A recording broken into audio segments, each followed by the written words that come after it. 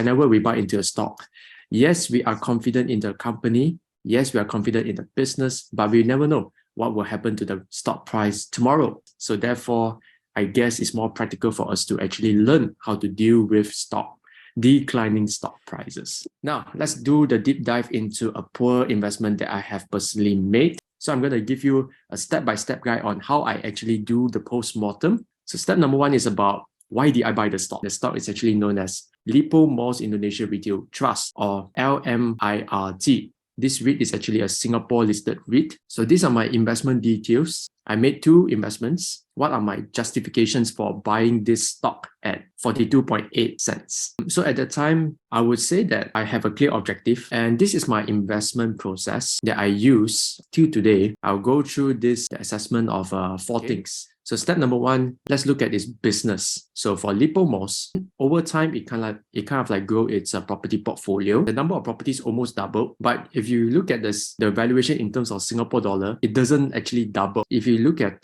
Lippo Malls occupancy rate, so it is actually well above 90%. Then over time, it kind of like declined all the way down to 94.3%. Still above 90%. But it's actually a slight marginal decline as well. Now let's look at the financials. If you look at the distributable income, which is like the shareholders' earnings for most public listed companies, from 2009 all the way to 2016, it has delivered consistent growth in earnings. As I'm happy with the financials, then we will just move on to the growth element. So at the time, what I gather is that in 2017, it has actually announced the latest acquisition, which means it buy new property called Lippo Plaza Kendari. Now, let's move on to the next one, the justification based on valuation. So this is the first investment that I made. It pays out quarterly dividends. And if you look at the DPU, or distribution per unit, since 2014, it is actually going on an uptrend. My gross distribution yield that I was expecting at that time was 8% per annum. So judging based on the pros and cons, but it seems to me that there are more pros than cons.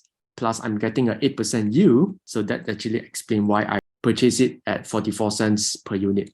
The second transaction was made shortly after, in January 2018, whereby I purchased it at 41.5 cents. So why did I make the move? For my gross distribution yield is even higher at 8.48%. So that is actually my justification after I have actually done my due diligence. The next step, so this is actually what happened. After I make my first transaction, still very good at 28.6. Then after that, the next 3 months, it actually dipped a little bit to 26.8 million, 23.4 million, and subsequently to 21. Let me tell you also my actual DPU received lah. The DPU kind of like declining, you know. The final dividend I got is 0.59 cents lah. Alright, so I did some investigative work based on their financial reports or their press releases. The Indonesian government imposed a 10% tax on the outsourced service charges, the utilities recovery charges in 2018. And then Indonesia rupiah at that period of time fell by 9% against the Singapore dollar. There's also higher property expenses incurred. The fundamentals has changed already, and I'm no longer getting my 8% yields already. Therefore, I decided to exit this investment 30 cents per unit.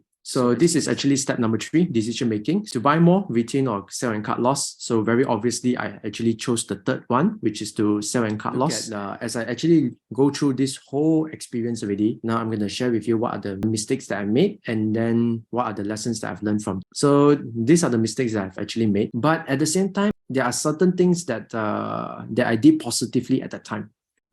Gained certain success in these 2 REITs. So because of these successes and failures, what has worked for me is that I put my assets in stabler currencies and I prioritize the fundamentals over valuation and the yield. If I do that, I can actually do very well in investing.